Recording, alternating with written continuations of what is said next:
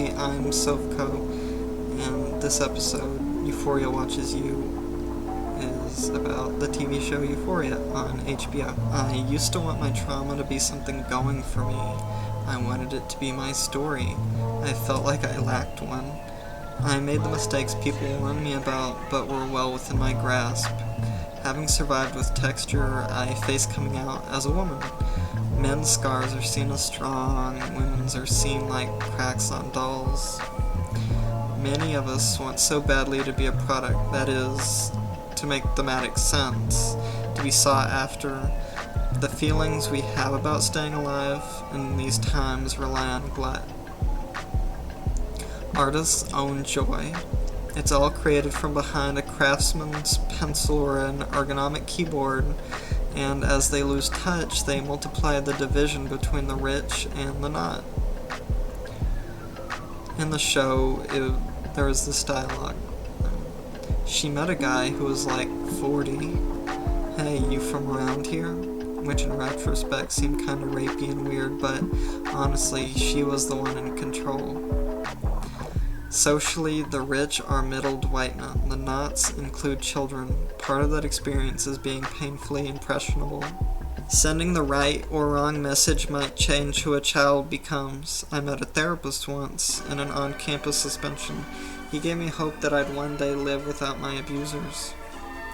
I started sobbing merely after he asked his first question about me, like he was sewing me back up. Eventually, we asked each other about how we write. Levinson chooses not to do this with his audience. It feels like he observes teenagers through media rather than actually getting their input. He and every writer who ignores the pleas of their audience is ripping the earth in half with their bare hands. Like a bodybuilder ripping apart a phone book, if you've ever seen that. Then the next second, his art says, "So Jules slept over last night." "Yeah, so? Are you two in a relationship?" "Yeah, kinda. May not matter what I think, but I really like her." "Yeah, me too." Levinson throws pocket sand. If you thought Bias had a uniform, see how a parade is thrown on top of a creep vest, like the It clown wearing Yeezy. This hearty moment tears me apart, you know? What this show does, it tends to get right. How could it not? It's more or less the creator's life. And can an artist spell everything out and still make good art? Fictional worlds feel more grounded and more dangerous when it has a morality system that's tested by varying parties. In Euphoria, everything goes through the pseudo-Levinson's eyes. Social richness, like the white manhood Levinson lives out, comes with a lack of grasp. It's the same with cis people, able people, lots of things.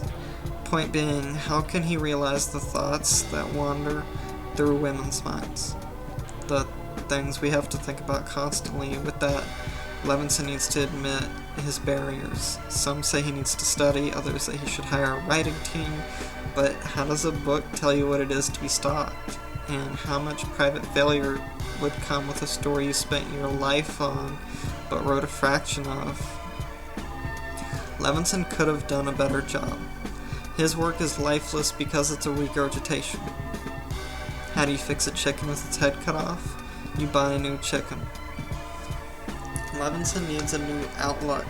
Janixa Bravo, the director and co-writer of Zola, spent years studying how not to objectify her protagonist's body.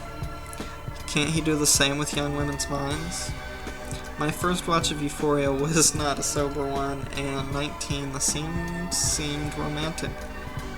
Like Maddie, I didn't realize love doesn't come with pain. Abuse is its own beast. Euphoria, being no more unreal than teenhood, seemed to coexist with me. We're watching the oddest times for a few odd people, and when season 1 came out, I was going through it. I can't see myself in most of the characters, yet the show as a whole seems to hold a faint mirror on my own life. Avoiding a mental hospital, I ended up walking the streets, even if no car stopped. I trespassed like she did, even if I fell asleep and was jailed. I overdosed like she did, even if it was because I was drugged. So if it speaks to me, and many others, how is it doing something wrong? Because art shouldn't fall into your fantasies and teach you nothing. Yes, drugs bad isn't a terrible motto, but I wish for more from this show. Because it looks beautiful and because its characters are. Sometimes the show itself feels like having a panic attack from the timing and blurring between shots, the jokes that seem to sink you into the earth, and the overbearing lighting. It leaves your head heavy, and like hands unstruck, you always reach out for more. Things are constantly restated. It feels like drumming in your ear. Everything won't stop moving like a haywire Ferris wheel. All we can really count on Euphoria to be is a high. There's no hidden meaning. It's not going to change your life, not like great art does. Changing the way you move about the world, how much you respect other people or yourself. But it will in simpler ways. The fentanyl scene in season 1 convinced me to stop smoking weed. I had drug dealer friends of friends. I knew what kind of people they were. For the first time I was afraid of dying, not entranced by it. I knew everything wasn't close to over, but it felt like the last step. In the show, he says, or characters say, do you think it's always going to be like this? I don't know. I think you need a plan. The next moment, your surroundings crash in on you yet again, like God hasn't forgiven you yet, and you relapse. For me, my worst moments took place between relapses, legally sober but not feeling it. Most times I wronged my friends was then. Drugging in a safe space is so different. Like when I went to Colorado and there was no fear. I want that for hard drug users. When I say there will be fewer overdoses that way, most folks disagree. That's the only way to get people to buy an amount that won't kill them, by making that more convenient. 21.6 per 100,000 Americans overdosed in 2019 versus 1.4 per 100,000 in the Netherlands, where hard drugs are legal. In the Netherlands, nobody is in prison for drugs. In America, 1 out of 5 inmates are in for drug charges. That's about 400,000 people. All those people are essentially slaves too. But I'll stop harping and get back to Euphoria. Euphoria is a great show, and I'll be tuning in probably till the end.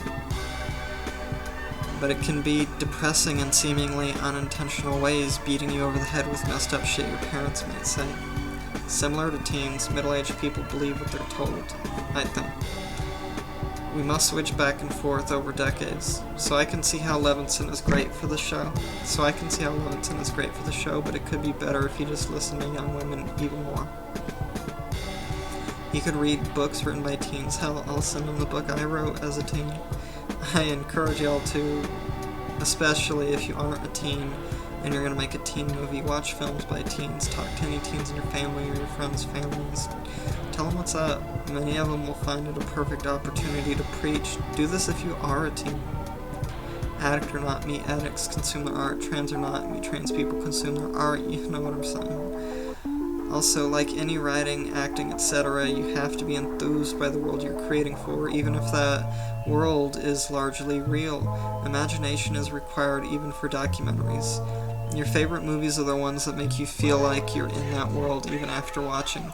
If you see yourself theorizing about it months, years later, head in that direction when you create. You don't have to reinvent the wheel, but you do have to refashion it. Levinson is using someone else's wheel and decorating the heck out of it. Is that a problem? I'm a rookie. I don't know. But I do know it's a very opaque feeling. It's the opposite of a movie like Nope or Dunkirk, where you're there completely for the rhythm. Euphoria feels like a doctor's visit more than a roller coaster. Maybe that's why the most condensed episode is centered around a Ferris wheel. Something that's exciting for about 2 seconds and makes you feel sick or bored the rest of the time. At least Euphoria can feel like it's purging you. All this to say, Euphoria is far more typical than we like to think. The structure is like when most people work out, you only push yourself a couple times an hour. Cinema can be the opposite. That's why this show reminds me so much of the Marvel Cinematic Universe. It's a blockbuster. But instead of pop icons, it's got sensationalism. Now it's really worth that first watch, but it lacks the substance of a masterpiece, which is a strange criticism, but it's the one I'm making.